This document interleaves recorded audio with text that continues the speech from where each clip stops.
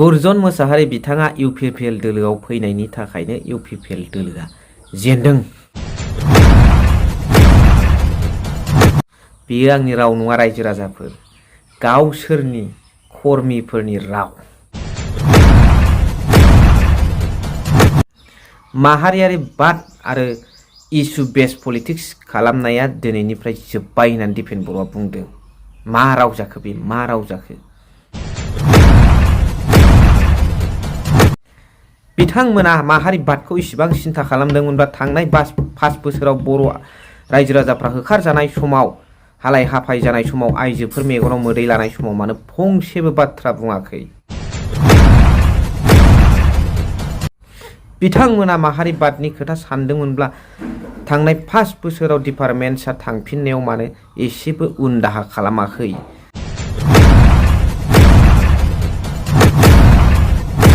बिथांमोना माहारि बादनि खोथा सानदोंमोनब्ला थांनाय 5 बोसोराव लाइमोनफ्रा जे बेखार जाजोबदोंमोन बेनि फारसे बिथांमोना फंसेबो मानो खोथा बुङाखै आरो समाधान खालामनायनि लामाखौ मानो लायाखै?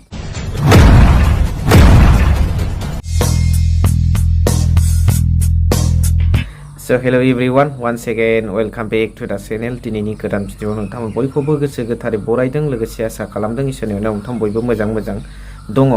खोथाया जाहैबाय गुरजन मुसाहारि बिथाङा सिगाङाव जेबादि FSCC आव थानानै जिबादि बिथांनि रावफ्रा प्रमद बर' बिथां सारखौ एटेक खालामदों, नाथाय बिथाङा बे एटेक खालामजाग्रा सुबुंनावनो सथबनानै थाहैदों। ओरैनि खेथ्रआव बिथाङा मालाबा ओरै जायो, मालाबा ओरै जायो, बिथाङा जेबो मिथिया।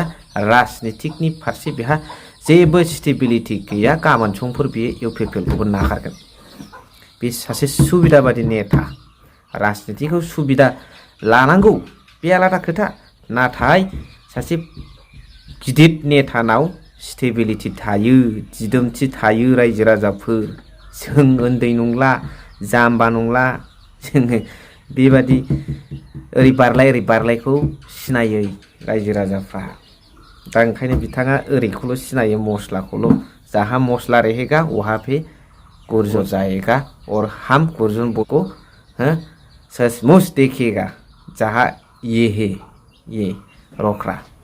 दा खोथाया जाहैबाय मा बुंदों, आंनि बुंनाय बाथ्रा नङा, गावसिनि कर्मिफ्रानो बुंसोलायदों। आंथ' दानो भिडिअ क्लिप्सखौबो होनो हायो, कमेन्ट्सखौबो आं होनो हायो।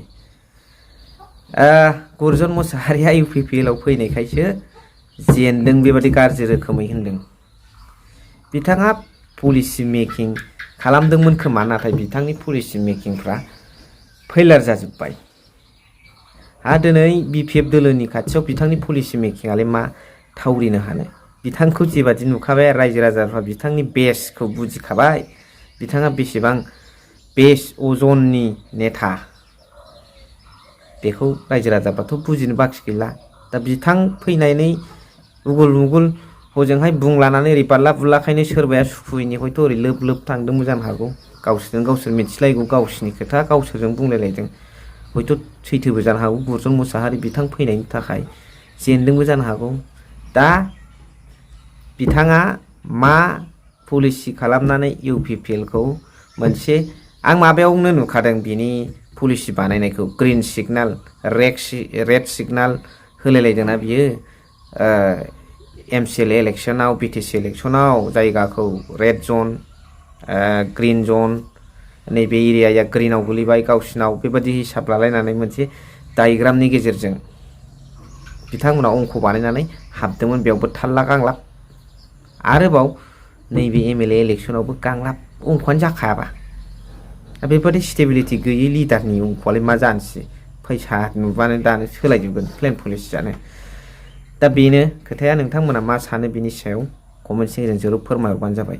मोनसे खोथाया जाहैबाय, नैबे सेन्टिमेन्टेल खोथाया जाहैबाय, जेनखांनायनि उनावहाय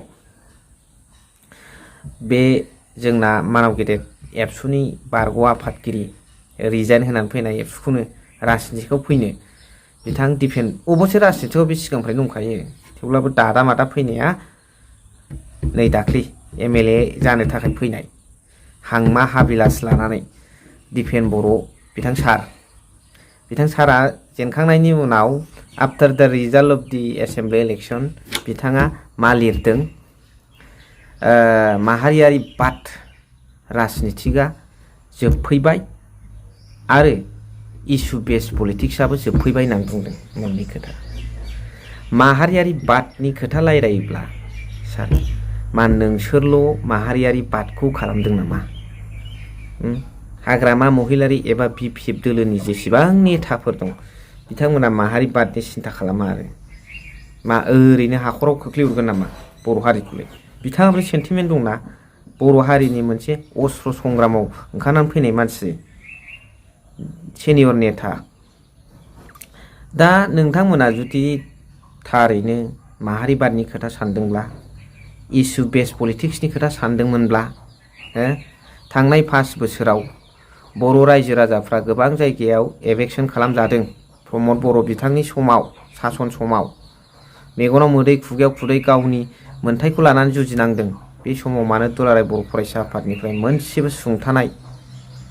सोदोब ओंखारफेराखै दिपेन बर' नोंथांनि टेनराव नोंथांनि एबसुनि प्रेसिडेन्ट जानाय समाव माहारिबादनि खोथा सानमारथारदोंमोनब्ला मोदै थरथिंसेबो मानो गवाखै अरंस थार्मेल पावार प्रजेक्ट बादियाव होबथानायाव सासे आइजोखौसो एबसुनि सोद्रोमाफ्रा आखाइ दैखायलायबावदों दा बेफोर माहारियारि बाद आरो इस्यु बेस पलिटिक्सनि खोथा सानमारदोंमोनब्ला दिपेन बर' सार नोंथांमोना मानो थांनाय 5 बोसोराव लाइमोनफोरनि थाखाय जेबो सिन्था दारा खालामाखै लाइमोनफ्रा मानो हालाय हाफाय जानांदों बै समाव प्रमद बर' बिथांनि सासन समाव इस्यु बेस पलिटिक्स बा माहारियारि बादनि खोथा सानमारदोंब्ला दिपेन बर' सार नोंथांनि गुरु प्रमद बर' बिथांनि सासन समाव मानो 16टा डिपार्टमेन्टसा थांफिनामोन बेयाव नोंथाङा मानो फंसेबो खुगा बेखेवाखै सार मानो बेखेवाखै बा माहारि बाद दा खुगायाव ना लिरनायावल' ना एक्सुवेलि